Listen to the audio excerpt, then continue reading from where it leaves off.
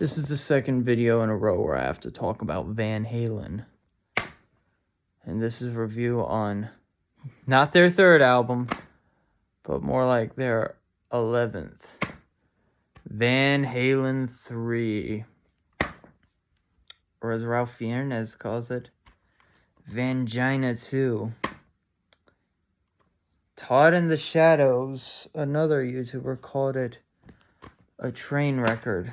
Was this the album that killed Van Halen? The answer to that is no. They released one more album after this, 2012's A Different Kind of Truth, which was the long-awaited reunion with David Lee Roth.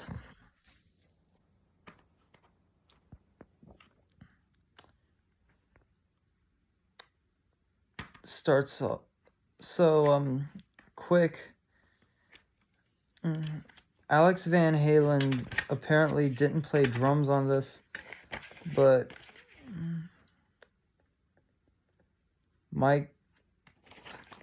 Eddie did, and Alex is just credited. Michael Anthony plays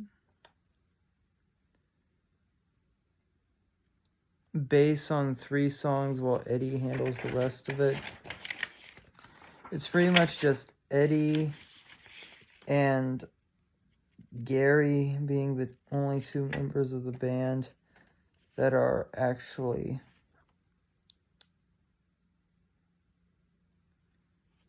playing on all the songs. That's another thing. This is their first and only album with frontman Gary Sharon, former lead singer of the band Extreme. Out of all the lead singers they could have picked, why'd they pick that one? Because let's face it, after Dave left, Sammy was solo, but had previously been in Montrose. But yeah.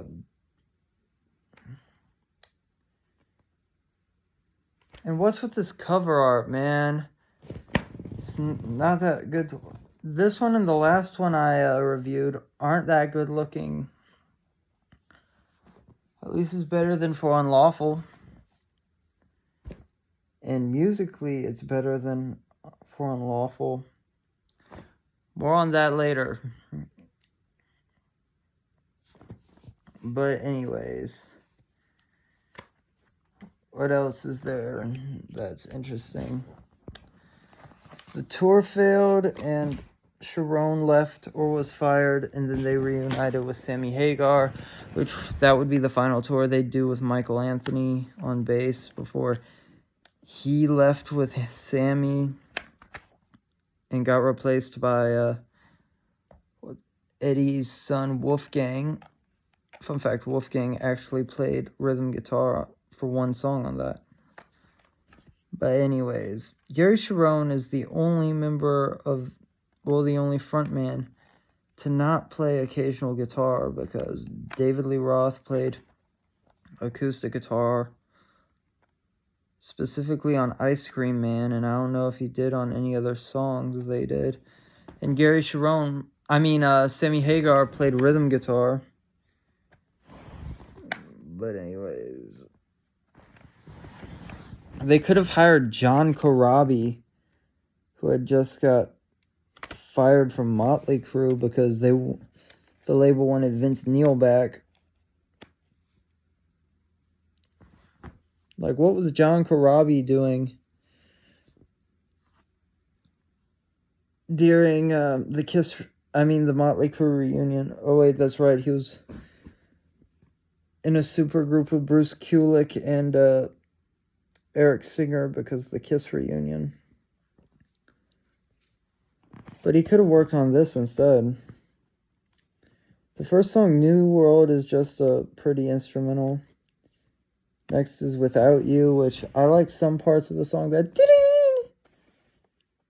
I like the verses, but that's about it. The choruses are terrible. The next song, One I Want, the verses are good, but the choruses are terrible, and I hate the key change or pitch change or whatever it's called at the end. It started off strong, but it sucked. Also, I don't care if the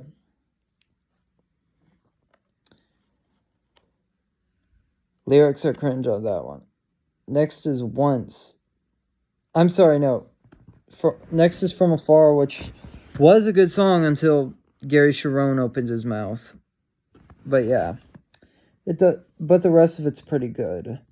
It's one of the better songs on the album. Next is Dirty Water Dog, probably one of the best songs on the album. It's joyful, it's joyous, and yeah, it's really good. It's just a tad bit too long. Too much of a good thing too. Next is Once, another really good song. It's just really long.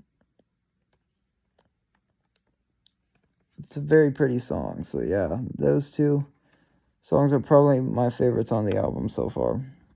Next is Fire in the Hole. I like the choruses and the guitar solo, but that's about it. I hate the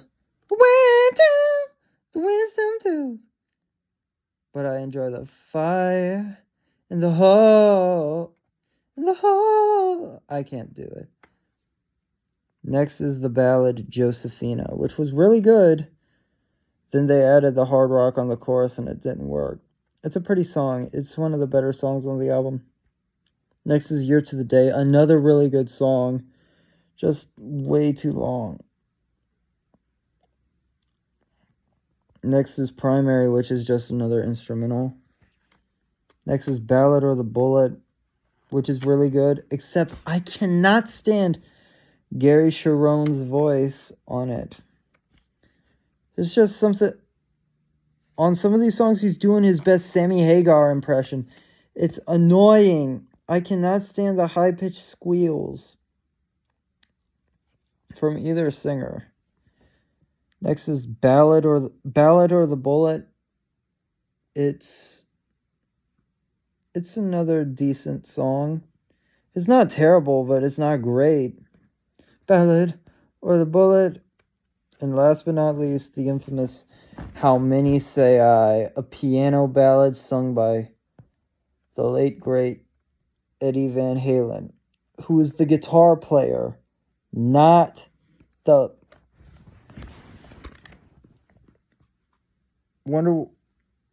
Man, I like the message of it, but man, Eddie's voice, have you ever... Man, Eddie's voice does not sound good. Sounds way too... I would have rather some non-frontmen can actually pull it off. For example, Peter Criss could sing a piano ballad. Just listen to Beth. It's far superior and it's far more iconic. And that was a single. How Many Say I is just a deep cut. I don't even think they played it live. You saw a hungry child. And the chorus is terrible. But yeah.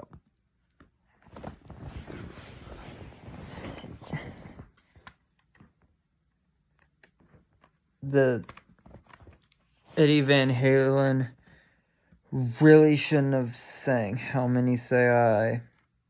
And let's face it, the drums, there's no drums, no guitar, and there's bass on it, but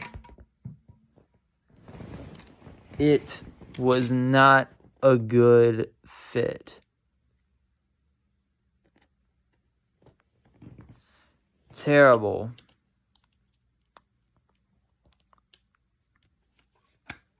It was basically produced by Eddie and Mike Post. Only thing Mike Post is known for, TV show theme songs. One of these songs, I forget which one, had a music video released exclusively to the internet.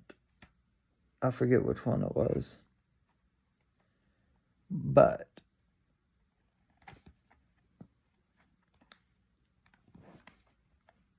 this is not as it's not as bad as I thought it was. It's not terrible, but man, they could have done way better. So at that point, I guess Alex Van Halen was only featured in the music videos and was a touring member. And that's about it. Because, according to Wikipedia, Eddie played the drums uncredited. Michael Anthony only played bass on only 3 songs.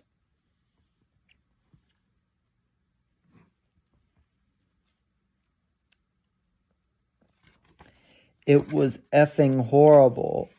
It was terrible. It was not worth it. At least I got it for like $4.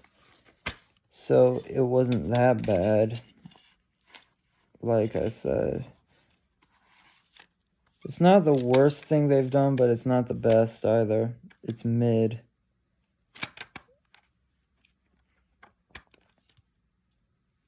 It's not a train. It would have been better if Alex and Michael played on it, and they had hired a better lead singer, like I said earlier, John Corabi.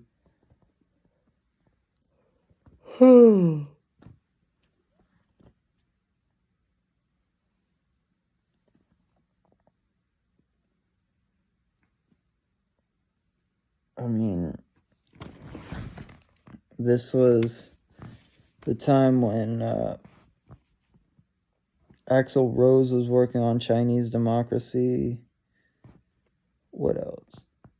Vince was working on Generation Swine, another train record, apparently.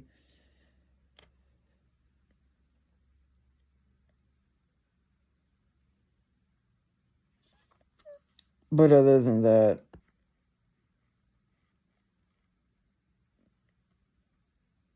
did this kill Van Halen? Let me know in the comments below.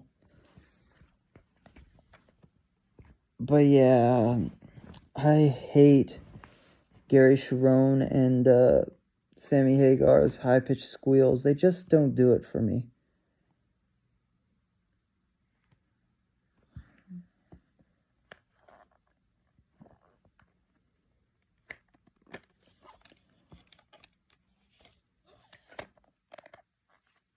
It pretty much ended the Van Halen story for sure.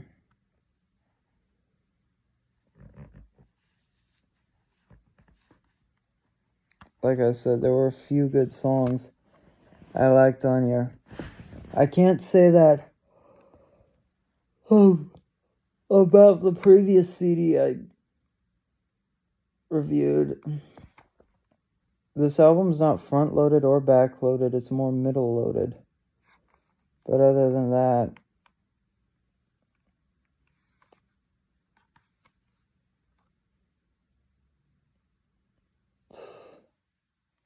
it's pretty much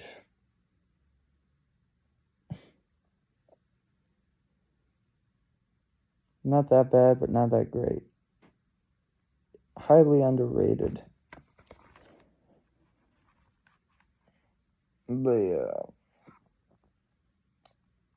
Gary should have stayed in Extreme, and they should have hired John Corabi. A lot of people say this is a Eddie Van Halen solo record in disguise.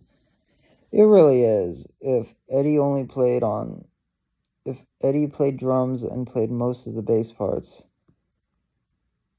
then it's just Eddie.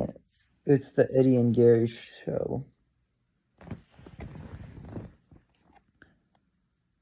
Because Alex Van Halen is pretty much just a touring member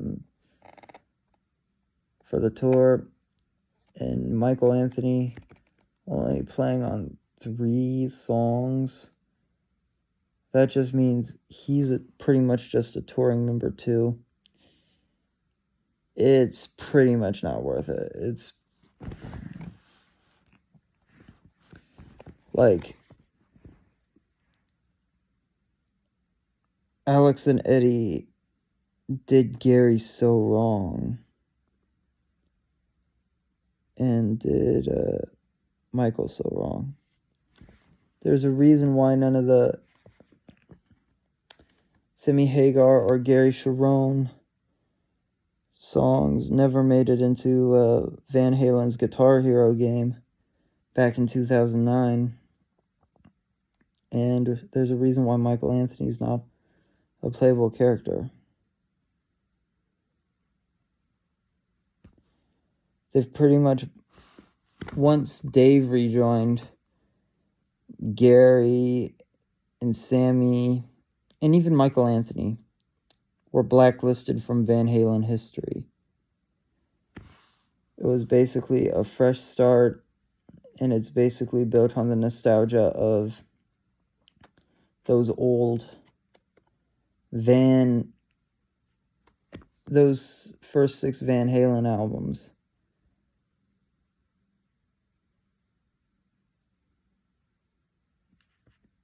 I'm running out of things to talk about, so I'm just gonna stop. This has been my review on VH3. Please like, comment, share, and subscribe.